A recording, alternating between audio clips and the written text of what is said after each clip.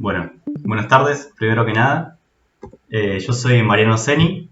Voy a dar una exposición de trabajo que hice, que es de motores de combustión interna, más específicamente de motores de combustión interna con ciclo Otto. Acá en la presentación puse un poco los elementos de los que voy a hablar y ahora voy a seguir con una introducción para ver el diagrama de la presentación. Bueno, primero voy a hacer una introducción a lo que viene siendo máquinas térmicas. Después voy a hablar de un poco del ciclo Otto, voy a explicar los procesos y después de esto voy a pasar a hablar un poco de lo que viene ya siendo los elementos de un motor de combustión interna. Vamos a ver en esto circuitos de refrigeración, lubricación, elementos, no sé, como la culata, el bloque del motor. Y después de esto, ya para ir finalizando, voy a presentar y resolver un ejercicio, un ejemplo de un motor con ciclo Otto. Y bueno, al final va a haber un espacio por si quieren hacer alguna pregunta. Bueno,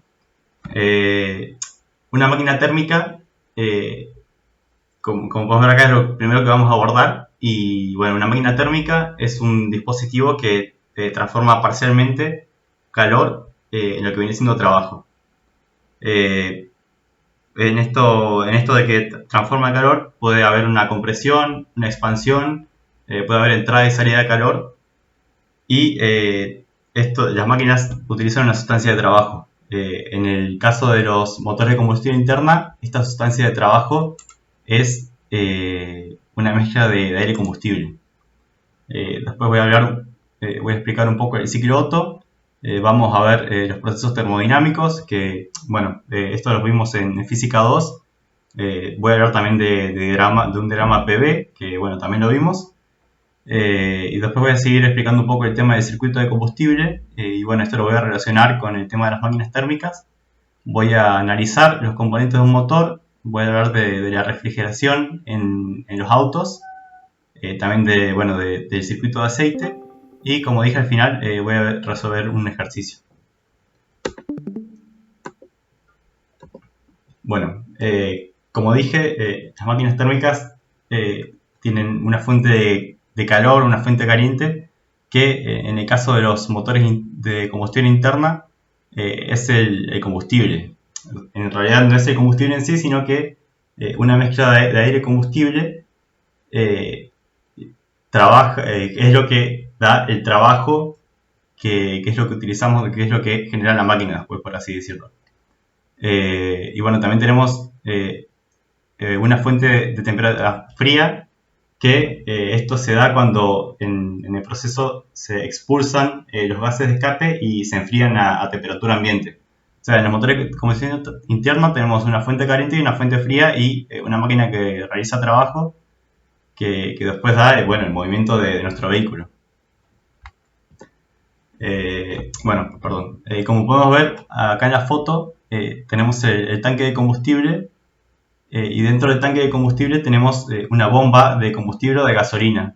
Esta bomba se encarga de hacer que el combustible llegue hasta la rampa de los inyectores y en la rampa de los inyectores el combustible es dosificado por los mismos para ingresarlos a la cámara de combustión en sí.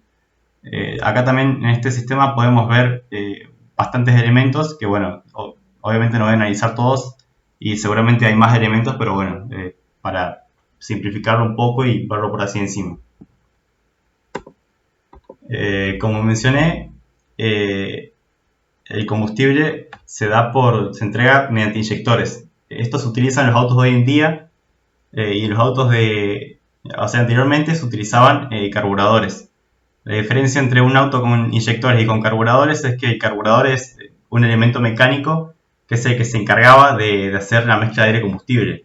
En los motores de hoy en día, el aire ingresa por un filtro de aire y de ahí va recién a la cámara de combustión o a los cilindros y ahí se inyecta el combustible. Hoy en día los carburadores no se utilizan prácticamente porque la eficiencia es mucho menor que en comparación con los inyectores. Como podemos ver acá en esta imagen, acá tenemos el aire que entra, luego que se abre esta válvula, entra al cilindro y como podemos ver acá, esto es un inyector que bueno, se encarga de pulverizar el combustible dentro del cilindro.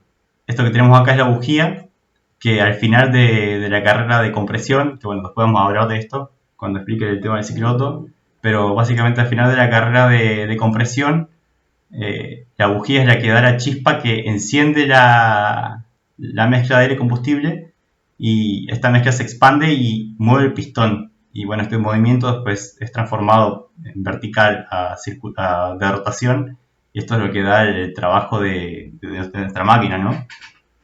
Y acá tenemos, como podemos ver, cuando se expulsan los gases de escape, se abre la válvula de escape, que es esta, y bueno, los gases de escape salen al colector de escape. Bueno, acá, como podemos ver en la imagen, tengo un diagrama que muestra la relación entre el combustible, o sea, la cantidad de combustible que utilizamos y la potencia de nuestro vehículo. En los motores de combustión interna se busca una mezcla estequiométrica, que bueno, se dice que es la ideal, y esta mezcla es 14.7 partes de aire por cada parte de combustible. Podemos tener otro tipo de mezcla, como podemos ver acá, una mezcla pobre, que es con una proporción de aire 15.4 a una parte de combustible. O sea, obviamente vamos a tener menor consumo de combustible a costo de tener menos potencia. También podemos tener una mezcla rica que se da en 12.6 partes de aire por cada parte de combustible, que bueno, como podemos ver tenemos mayor potencia, pero obviamente mayor consumo de combustible. Existen accesorios como el supercargador o el turbocargador que lo que hacen es buscan introducir una mayor cantidad de masa de aire a los cilindros. Porque cuando estamos metiéndonos con la mezcla, nosotros podemos poner, no sé, una bomba de combustible que entregue un mayor caudal de combustible, pero lo que no podemos hacer es que el motor aspire más aire. Por eso se utilizan estos accesorios para aumentar esa masa de aire que ingresa a los cilindros y podemos aumentar también la cantidad de combustible que se entrega. Bueno, ahora que ya expliqué un poco el tema de la máquina térmica, cómo se relaciona con el motor y el tema del combustible, voy a empezar a hablar ya directamente del ciclo Otto. En este GIF tenemos una muestra de cómo o sea, los movimientos del pistón, y acá este es un diagrama PV, pero es un diagrama PV del ciclo Otto, pero algo que viene siendo real. Después voy a explicar la diferencia entre un diagrama PV real y uno teórico, pero bueno, vamos a empezar con esto para explicarlo. Bueno, el ciclo Otto tiene cuatro fases. Cuatro fases o cuatro etapas, digamos.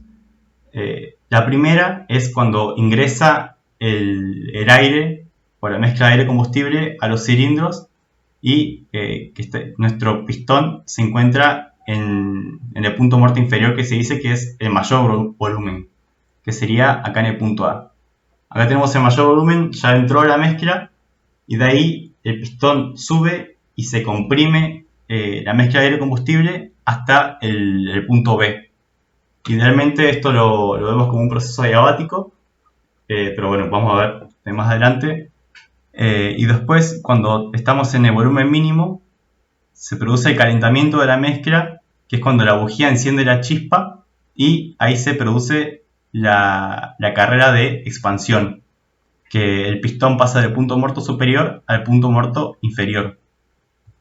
Después de esto se da el enfriamiento, que bueno, es a volumen constante, igual que el calentamiento, que me olvidé de mencionarlo.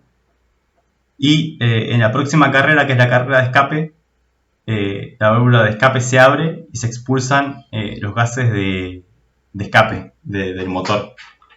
Bueno, también me olvidé de mencionarlo, pero en la carrera o sea, cuando ingresa la mezcla se abre la válvula de escape y cuando se comprime la mezcla ambas válvulas están cerradas. Como podemos ver acá, en los procesos de E a A, por ejemplo, esto es algo que sucede en la realidad, que es cuando, bueno, la expansión a presión constante, que es cuando entra la mezcla de aire-combustible. Y también el proceso de A es cuando se comprime a presión constante, que es cuando salen los gases de escape, que bueno, nosotros modelizamos el ciclo Otto como cíclico, así que teóricamente no tendríamos una salida de aire y combustible, pero bueno, como siempre están entrando la misma cantidad de aire y combustible al motor, lo podemos llegar a modelizar como cíclico. Como podemos ver este GIF, tenemos los pistones trabajando, que pasan del punto muerto inferior al superior constantemente. Y bueno, esta relación entre las distancias que viaja el pistón se llama relación de compresión.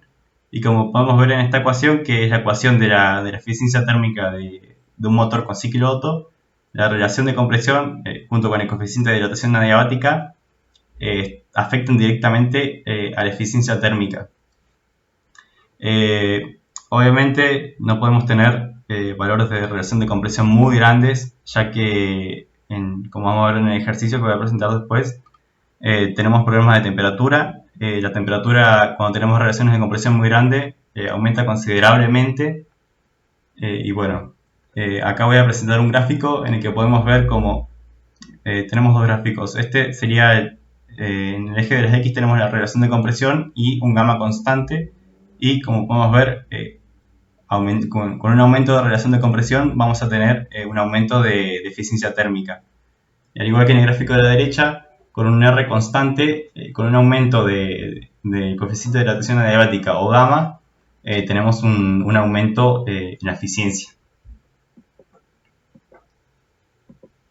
Y bueno, ahora que hablé un poco del ciclo Otto, voy a adentrarme en lo que sería, voy a explicar un poco algunos elementos de un motor. Como podemos ver acá, tenemos un esquema de prácticamente todos o la mayoría de los elementos que se encuentran en funcionamiento en un motor.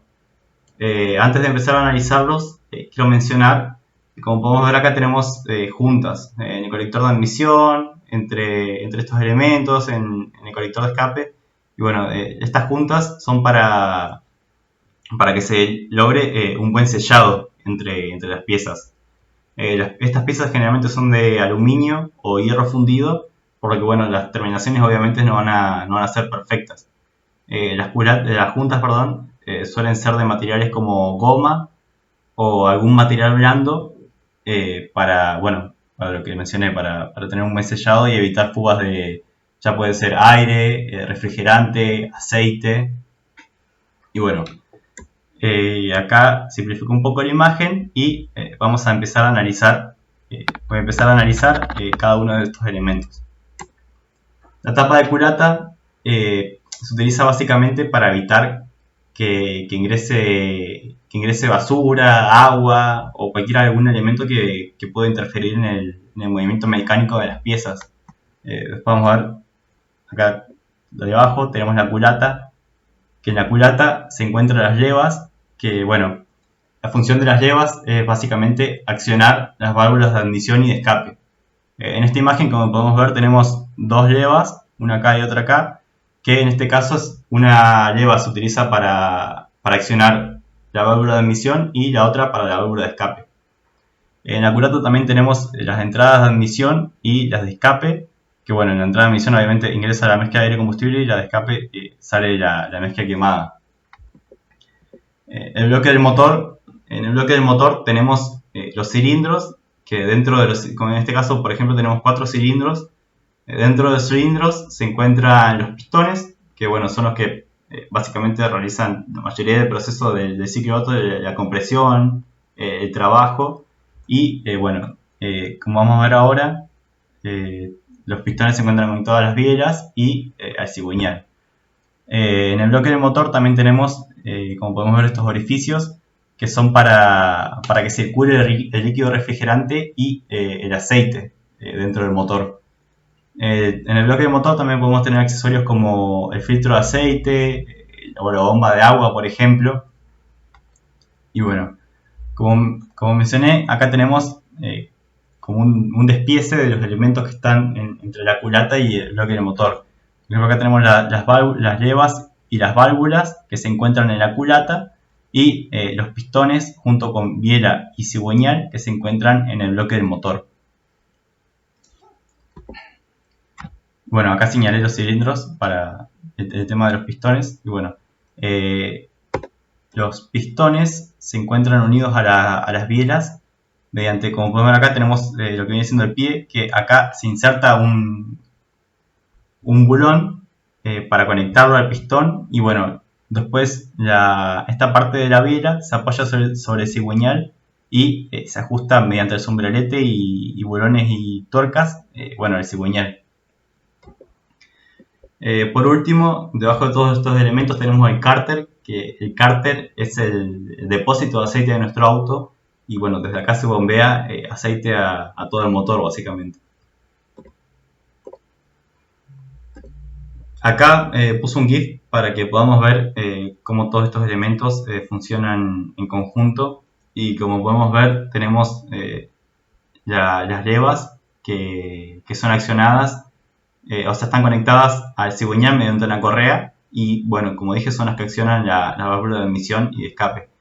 Y como podemos ver, tenemos los pistones, que son los que realizan el movimiento vertical, y la biela junto con el cigüeñal son los que, o sea, mediante un sistema de biela-manivela, se transforma este movimiento vertical en lo que viene siendo un movimiento de rotación, ¿no? Que eso es lo que queremos en nuestro vehículo, que poder hacer girar las ruedas. Acá, bueno, puse el GIF que vimos anteriormente, en donde se puede ver mejor cómo el pistón es el que realiza el movimiento vertical y la biela junto con el cigüeñal son los que realizan el movimiento de rotación. Bueno, también en imágenes teníamos algunos componentes adicionales que ya los mencioné, pero bueno, en el colector de admisión, bueno, dije que el aire entra por el filtro de aire para poder retener cualquier suciedad o piedra o lo que sea. Y bueno, después pasa por una cañería hacia el colector de admisión y esto está conectado a la culata, como dijimos. Y bueno, de acá se dirige el aire a los cilindros. Y bueno, después de que se quema la mezcla, se expulsa esta mezcla, va hacia el colector de escape. Luego del colector de escape, generalmente tenemos lo que viene siendo un resonador y un silenciador, que vienen siendo para reducir el volumen o los decibeles de la mezcla de escape. También tenemos un catalizador, que la función del catalizador es básicamente para reducir la emisión de los gases contaminantes, ¿no? Se dice que el catalizador elimina aproximadamente el 70% de los gases contaminantes. Y bueno, en el catalizador tenemos, como podemos ver acá, está revestido de platino, rodio y paladio. Y bueno, estos elementos generan reacciones químicas con los gases de escape que tenemos acá, para convertirlos al final en dióxido de carbono, nitrógeno y vapor de agua. Bueno, es por esto que no hay que sacarle el catalizador a los autos. Bueno, ya que he hablado de algunos elementos, también no quería dejar sin mencionar el circuito de refrigeración. Y bueno, en los autos de los vehículos de combustión interna generalmente se refrigeran mediante un radiador. Durante la combustión se alcanzan temperaturas muy elevadas, de alrededor de 1000 grados centígrados, y también tenemos el constante movimiento de los elementos mecánicos que, debido a la fricción, obviamente aumentan temperatura. Bueno, el líquido refrigerante de nuestros vehículos tiene características como que no es corrosivo, para limpiar y proteger las cañerías. No es inflamable, no es tóxico. Bueno, como podemos ver, el líquido refrigerante circula por el radiador, y el radiador es enfriado gracias a las corrientes aéreas exteriores. Cuando disminuye la temperatura, se bombea el líquido refrigerante hacia el motor, absorbe calor este líquido refrigerante y nuevamente vuelve al radiador para ser refrigerado. Como podemos ver en la figura 3, también tenemos un ventilador o electroventilador que es accionado a determinada temperatura para también ayudar a reducir las mismas.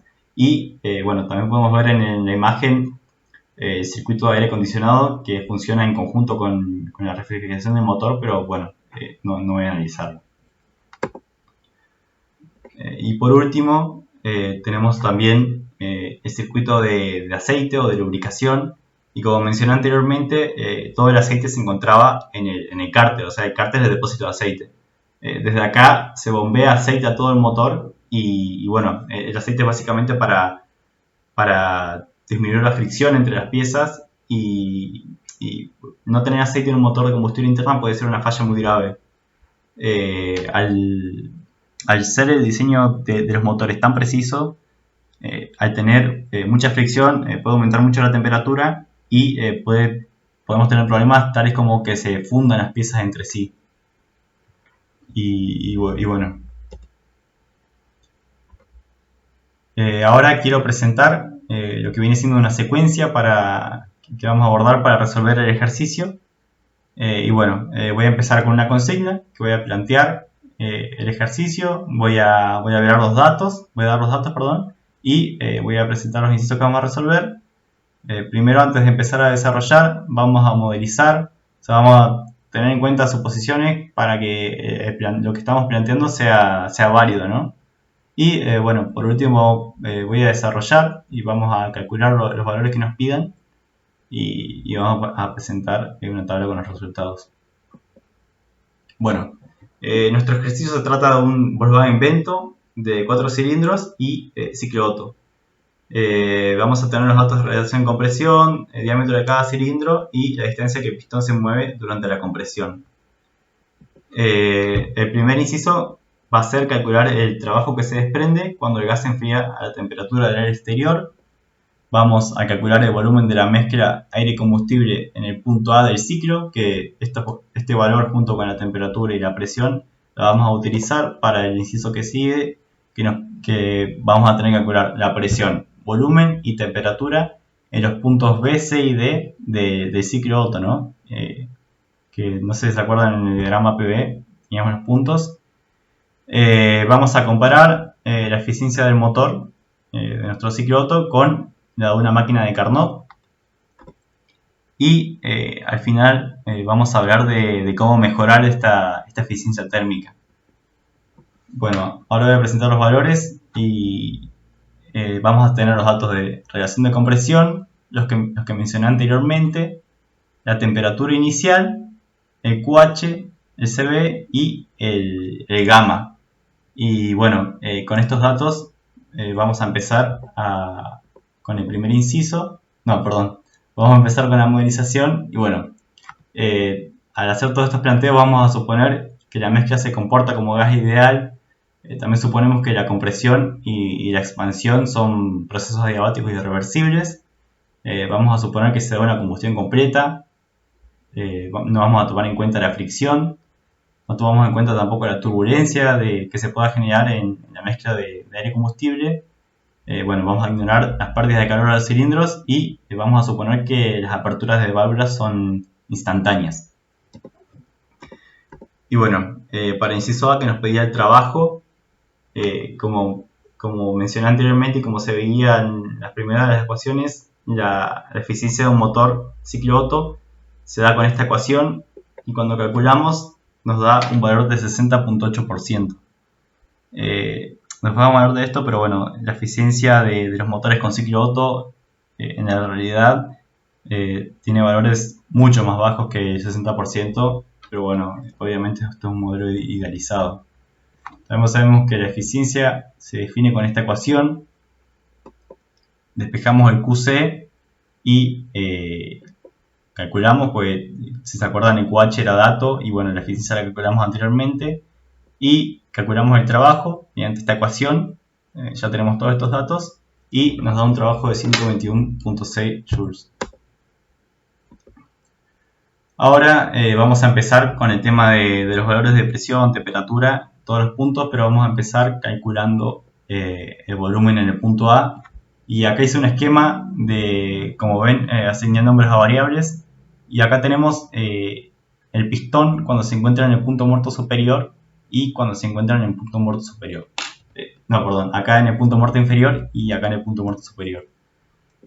Bueno, planteamos estas ecuaciones, que esta longitud por el área del cilindro es igual a este volumen, y esta longitud por el área del cilindro también es igual a el volumen. Restamos estas ecuaciones, despejamos el volumen y acá tenemos el volumen mínimo. En el punto A, como mencioné, era cuando se aspiraba, cuando entraba la mezcla de aire-combustible a los cilindros y el pistón se encuentra en el punto muerto inferior. Así que el volumen en el punto A se calcula como la relación de compresión por el volumen máximo. Y bueno, tenemos el valor de volumen, suponemos valor de presión, de presión del aire exterior, y la temperatura ambiente la vamos a suponer como la temperatura media de climas cálidos, que es 300 Kelvin. Después empezamos a calcular para los siguientes puntos. Acá tenemos un diagrama PV de ciclo autoidealizado. Como podemos ver, ya tenemos los valores de presión, temperatura y volumen en el punto A, y ahora necesitamos el valor de la presión, temperatura y volumen cuando se comprime la mezcla, es decir, cuando el pistón pasa del punto muerto inferior al punto muerto superior. La compresión suponemos que es adiabática, y como es un proceso adiabático, sabemos que se cumple esta ecuación, es la temperatura por el gamma a la menos 1 es constante, así que la planteamos entre el punto B y A, y podemos calcular la temperatura durante la compresión. Después vamos a hablar de esto, pero como mencioné, la temperatura durante la compresión puede aumentar considerablemente cuando tenemos relaciones de compresión muy grandes. También sabemos que por ser un proceso adiabático se cumple que la presión por el volumen a la gamma es constante. Bueno, hacemos lo mismo que hicimos anteriormente, planteamos esta ecuación entre el punto A y B y que tenemos el valor de la presión. Después, el valor de volumen, sabemos que acá el pistón se encuentra en el punto muerto superior, así que el volumen va a ser el mínimo y sería simplemente el B que calculamos anteriormente. Recordamos las ecuaciones utilizadas, hacemos un cuadrito con los datos y pasamos al siguiente punto, que sería el calentamiento a volumen constante, que es cuando se enciende la bujía. Como sabemos que es un proceso a volumen constante, se cumple esta ecuación y podemos despejar la temperatura en el punto C. En esta ecuación, el valor de QH sabemos que es el calor que agrega el combustible, así que es dato. El CB también es dato, y la temperatura en el punto anterior ya la habíamos calculado. Lo único que nos falta es el número de moles, que lo podemos calcular con la ecuación de gases ideales en el punto B o C, el que quieran.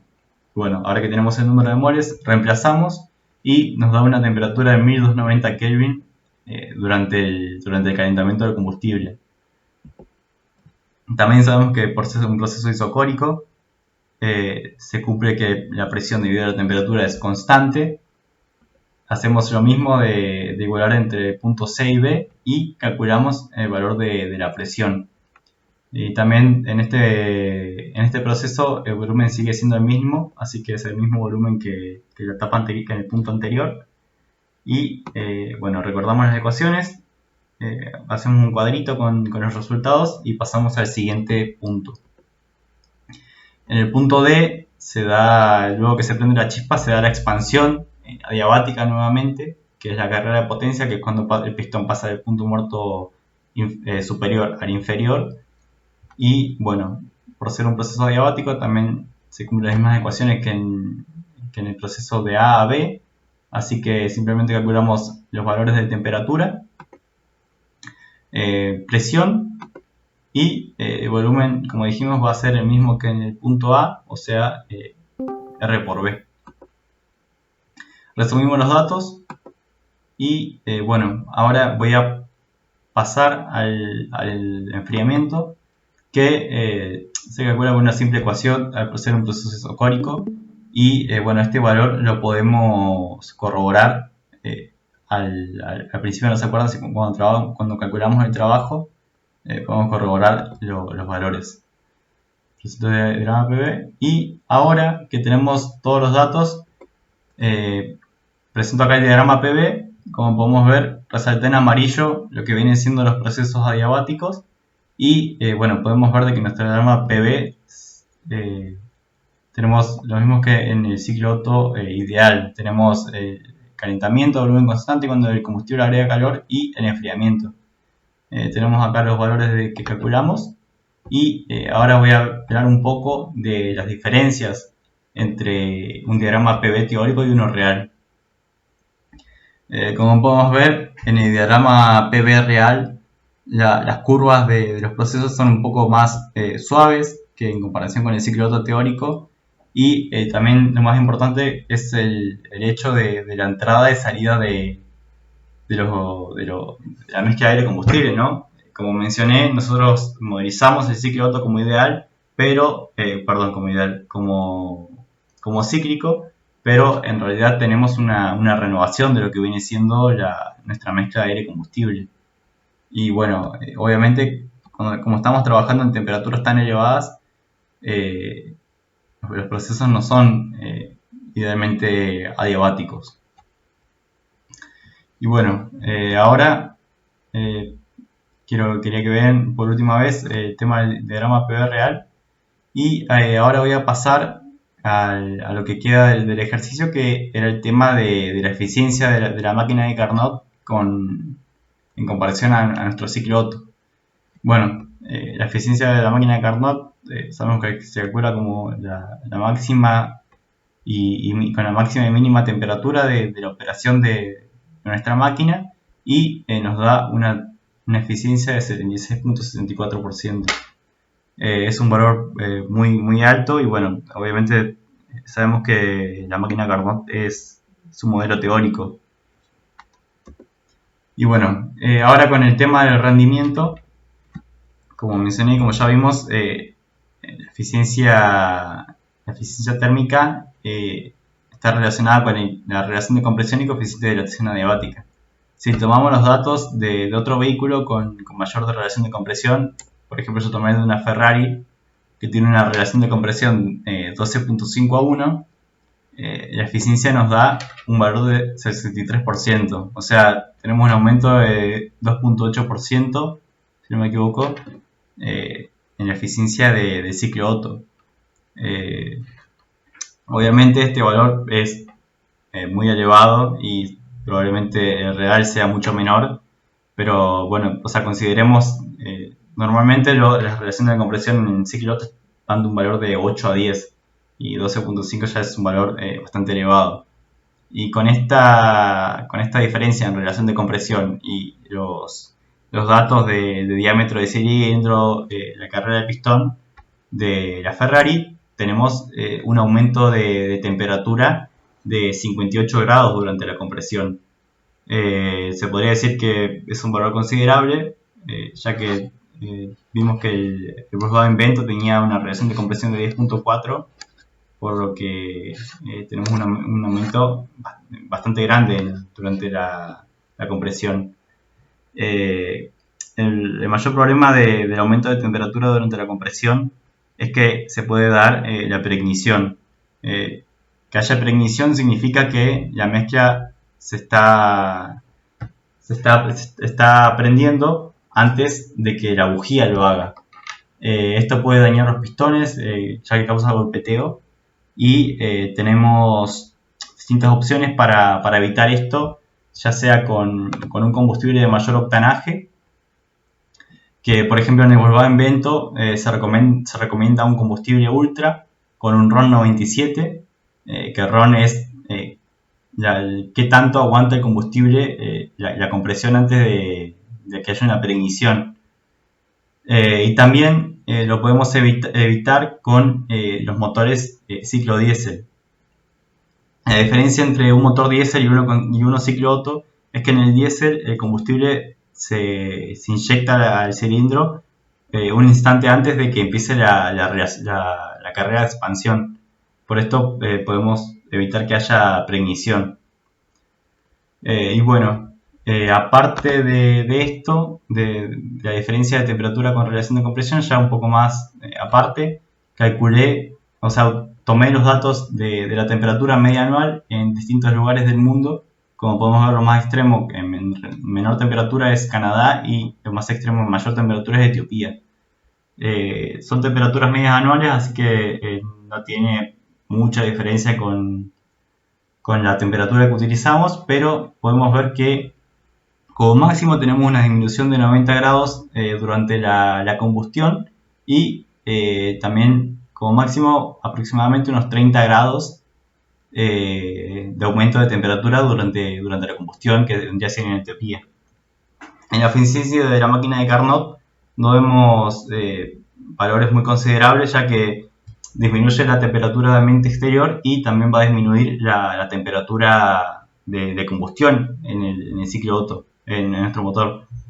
Si quisiéramos tener una mayor eficiencia, necesitaríamos probablemente un combustible con mayor octanaje, ya que no sé si recuerdan, pero la temperatura en el punto C estaba también influenciada por el calor agregado por el combustible. Y para ir un poco más extremo que las temperaturas medias anuales de distintos lugares, tomé primero presento un gráfico para que se pueda ver un poco cómo aumenta la temperatura durante la combustión. Acá está mal, dice compresión, pero es durante la combustión en distintos lugares. Y bueno, como decía, para irme un poco más extremo, calculé los valores durante la combustión del mismo auto, pero utilizando los que viene siendo la mayor temperatura registrada y también la menor. Con la mayor temperatura registrada tenemos una temperatura de 1139 grados aproximadamente, que da aproximadamente un aumento de 122 grados durante la combustión, lo que viene siendo a comparación de la temperatura de 300 Kelvin que utilizamos. Y con la menor temperatura tenemos una temperatura de 520 grados centígrados durante la combustión, que es una disminución de casi de la mitad, o sea, de 500 grados a comparación de la temperatura que utilizamos de climas cálidos, la temperatura media de climas cálidos. Y bueno, eso fue más que nada para jugar un poco con lo que viene siendo los datos que teníamos. Y ya para ir concluyendo, quiero resumir un poco.